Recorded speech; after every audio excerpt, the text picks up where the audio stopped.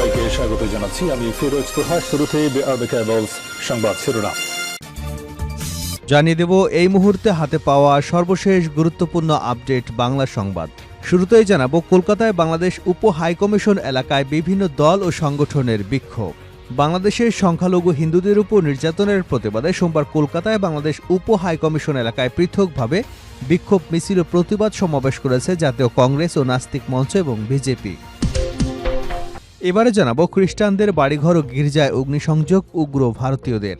ভারতের ছত্তিশগড় রাজ্যের কানকের জেলায় কয়েকদিন ধরে একটি খ্রিস্টান পরিবারের সঙ্গে স্থানীয় বাসিন্দা এবং হিন্দুত্ববাদী সংগঠনের মধ্যে বিরোধ চলছিল। বিরোধের মূল বিষয় ছিল এক খ্রিস্টান ব্যক্তির বাবা শেষকৃত্য প্রক্রিয়া নিয়ে। এ ঘটনায় উত্তেজনা ছড়িয়ে পড়ার পর একাধিক সহিংস ঘটনা ঘটেই চলেছে। জানাবো ভারতীয়দের জন্য ভিসা সার্ভিস বন্ধ করল বাংলাদেশ। ভারতীয়দের জন্য ভিসা সার্ভিস সাময়িক স্থগিত করেছে বাংলাদেশ। দেশটির রাজধানী দিল্লিতে অবস্থিত বাংলাদেশ হাইকমিশন এ সিদ্ধান্ত নিয়েছে। আজ সোমবার দূতাবাস সূত্রে এ তথ্য জানা গেছে। এদিকে খুলনায় এনসিপি নেতাকে গুলি, যুবশক্তি নেত্রী আটক। জাতীয় নাগরিক পার্টির শ্রমিক সংগঠন শ্রমিক শক্তির খুলনা বিভাগীয় কমিটির আহ্বায়ক মুতালিব শিকদার গুলিবিদ্ধ হওয়ার ঘটনায় যুবশক্তি নেত্রী তানিমা তন্নিকে আটক করেছে মহানগর পুলিশের গোয়েন্দা বিভাগ। এবারে থাকছে ঢাকা এসেছে বুলেট প্রুফ দুটি গাড়ি, প্রস্তুত তারেক রহমানের গণসংবর্ধনা মঞ্চ। মাঝে আর মাত্র একদিন, আগামী বৃহস্পতিবার দেশে ফিরছেন বিএনপির ভারপ্রাপ্ত চেয়ারম্যান তারেক রহমান। ১.৫ যুগ পর তার স্বদেশ প্রত্যাবর্তনকে স্মরণীয় করে রাখতে চলেছে শেষ সময়ের প্রস্তুতি।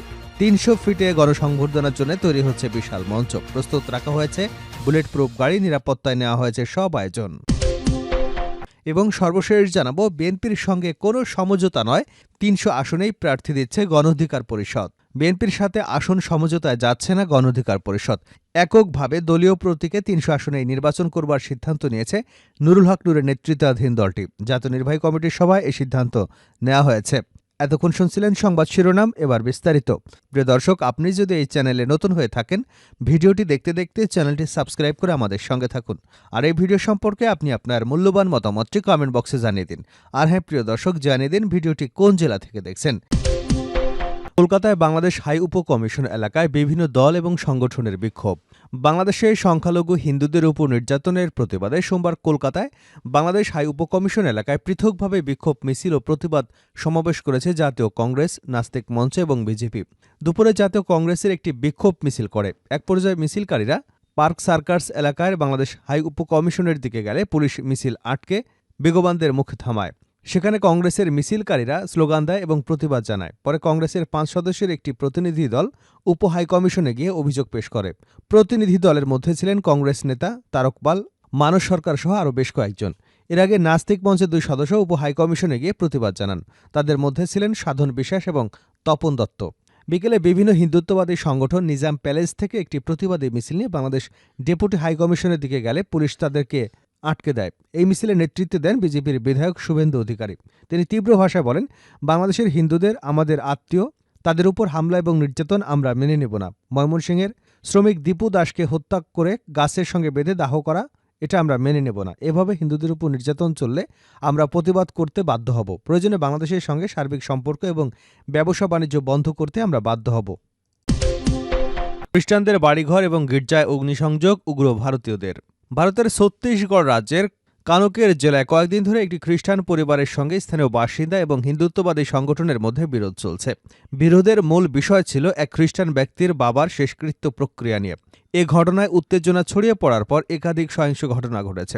ভারতীয় সংবাদ মাধ্যম দ্য ওয়ার এক প্রতিবেদনে জানিয়েছে, এ ঘটনার জেরে জেলার অন্তর্গত বাদেতে ভোদা গ্রামে একটি খ্রিস্টান পরিবারের বাড়িতে আগুন দেওয়া হয়েছে। গির্জা এবং প্রার্থনা কক্ষ ভাঙচুর করা হয়েছে। এছাড়া স্থানীয় পুলিশের উপর পাথর নিক্ষেপ এবং অন্তত ২০ জন পুলিশ সদস্য আহত হয়েছে বলে জানিয়েছেন স্থানীয় এলাকাবাসী।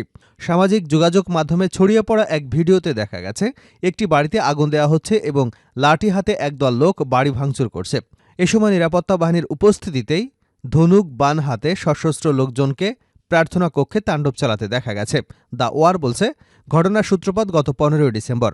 বাদেতে ভোদা গ্রামের বাসিন্দা এবং স্থানীয় পঞ্চায়েতের নির্বাচিত প্রধান রাজমান সালাম তার ৭০ বছর বয়সী অসুস্থ বাবা চামরার রাম সালামকে কানকের জেলা হাসপাতালে নিয়ে যান। কয়েক ঘণ্টার মধ্যেই তার বাবা মারা যান। রাজমান বহু বছর আগে খ্রিস্টান ধর্ম গ্রহণ করেছিলেন রাজমান সালাম দ্য ওয়ারকে জানান, প্রথমে তিনি স্থানীয় হিন্দু রীতিতে বাবার শেষকৃত্য করতে চেয়েছিলেন, কিন্তু খ্রিস্টান হওয়ায় তাকে সেই অনুমতি দেওয়া হয়নি। এরপর 16 ডিসেম্বর পরিবারটি নিজেদের ব্যক্তিগত জমিতে খ্রিস্টান রীতি অনুযায়ী শেষকৃত্যের সিদ্ধান্ত নেয়। রাজমানের ভাষ্য অনুযায়ী শেষকৃত্যের সময় স্থানীয়রা আপত্তি জানালে প্রথমে কথা কাটাকাটি হয়, পরে আরএসএস এবং বজরং দলের মতো হিন্দুত্ববাদী সংগঠনগুলো জড়িত হলে পরিস্থিতি আরও উত্তপ্ত হয়ে ওঠে। এক পর্যায়ে তা শারীরিক সংঘর্ষের রূপ নেয়। এ সময় রাজমানের পরিবার এবং বন্ধুদের কয়েকজনকে আহত করা হয়। ভারতীয়দের জন্য ভিসা কার্যক্রম বন্ধ করল বাংলাদেশ। ভারতীয়দের জন্য ভিসা সার্ভিস সাময়িক স্থগিত করেছে বাংলাদেশ। দেশটির রাজধানী দিল্লিতে অবস্থিত বাংলাদেশ হাইকমিশন এই সিদ্ধান্ত নিয়েছে। সোমবার দূতাবাস সূত্রে এ তথ্য জানা গেছে। পতিত ফ্যাসিস্ট সরকারের প্রধান শেখ হাসিনা, আওয়ামী লীগের শত শত নেতা এবং কয়েকজন সেনা কর্মকর্তাকেও আশ্রয় দিয়েছে ভারত। এছাড়া বিগত 1.5 দশক ধরে ফ্যাসিস্ট সরকারকে উলঙ্গ সমর্থন তো দিয়েই আসছিল দেশটি। এ নিয়ে দুদেশের মধ্যে গত বছরের 5 আগস্টের পর থেকেই টানাপোড়েন চলে আসছিল। এরই মধ্যে গত 12 ডিসেম্বর অন্যতম জুলাই যোদ্ধা শরীফ ওসমান বিন হাদিকে গুলি করে নিষিদ্ধ ঘোষিত সংগঠন ছাত্রলীগের এক নেতা। এক সপ্তাহ চিকিৎসা শেষে গত 18 ডিসেম্বর শহীদ হন আধিপত্যবাদী বিরোধী এই তরুণ। এ নিয়ে সারা দেশ উত্তপ্ত হয়ে ওঠে। বিক্ষোভ প্রতিবাদে ফেটে পড়ে মানুষ। এ সময় বাংলাদেশে অবস্থিত ভারতীয় হাইকমিশনের সামনেও বিক্ষোভ হয়। কারণ ধারণা করা হচ্ছে উসমান হাদিকে গুলি করা সন্ত্রাসী এবং তার সহযোগীরা ভারতে পালিয়ে গিয়ে আশ্রয় নিয়েছে।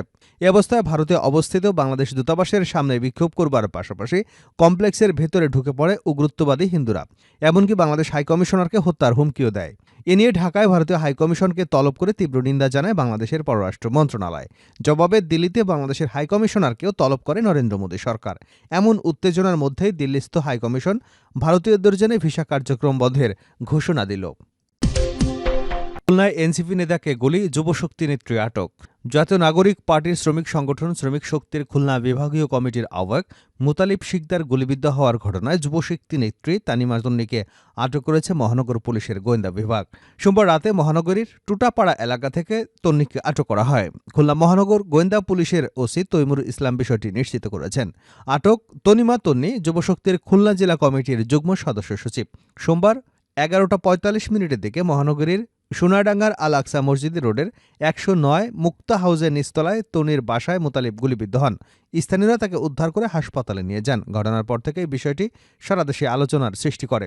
এ ঘটনায় পুলিশ ওই কক্ষ থেকে গুলির খোসাসহ মাদক সেবনের বিভিন্ন সরঞ্জাম, মদের বোতল আলামত হিসেবে জব্দ করেছে। বিএনপির সঙ্গে সমঝোতা নয়, 300 আসনে প্রার্থী দিচ্ছে গণ অধিকার পরিষদ।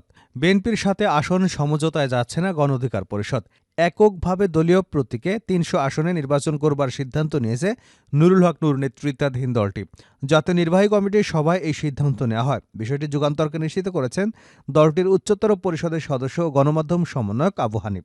তিনি জানান, আজকে মিটিংয়ে দলের নির্বাহী কমিটির আগ্রহী মনোনয়ন প্রত্যাশী এবং অঙ্গ সংগঠনের দায়িত্বশীল নেতৃবৃন্দ উপস্থিত ছিলেন। সেখানে নেতারা তাদের বক্তব্য জানান। গণ অধিকার পরিষদ একটি বিকল্প রাজনৈতিক শক্তি হতে চায়। আওয়ামী ফ্যাসিজমের সাথেও কোনো আপোষ করেনি। এর মাধ্যমে বিএনপির সঙ্গে আসন সমঝোতা কিংবা জোটের আলোচনার আনুষ্ঠানিক সমাপ্তিও ঘটে গেল।